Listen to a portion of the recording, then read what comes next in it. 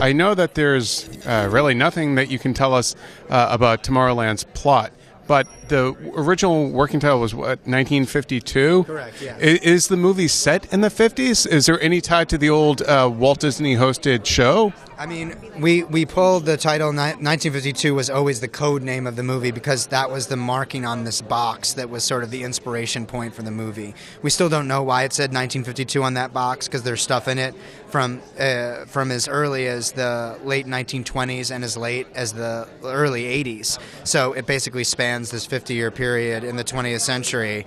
But 52 was sort of the birth of Imagineering, and the box obviously has links to Imagineering. And I think the history, the undercurrent, the backstory of the movie, if you will, is tied to Imagineering, although the movie isn't a big, hey, this is all about Disneyland. I think that Tomorrowland is just as related to the Tomorrowland in the park as the Pirates of the Caribbean movie is related to the Pirates of the Caribbean attraction in the park.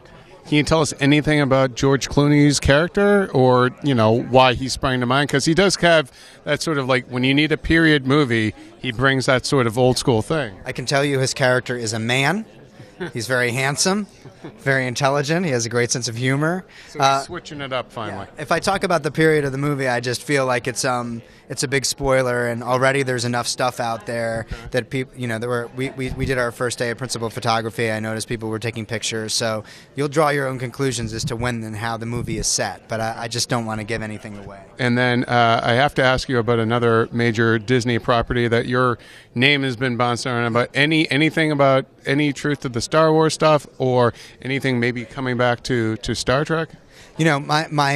My focus right now has been purely Tomorrowland, and one of the things that I've learned since Lost ended was that while there's a temptation to do multiple things at the same time, there's a much higher probability that when I do that they'll suck. It's hard enough to make something good when I've got my sole attention on it. So this isn't me saying that I would say no if Star Wars were offered to me, but by the time I found out about it, that it existed and that Disney was buying Lucasfilm, Michael Arndt had already been working on the script with George for 6 months, and I couldn't feel like that movie was in better hands creatively than with Michael and JJ. So I know as much about that movie as you do, and I suspect am as eager to see it as you are.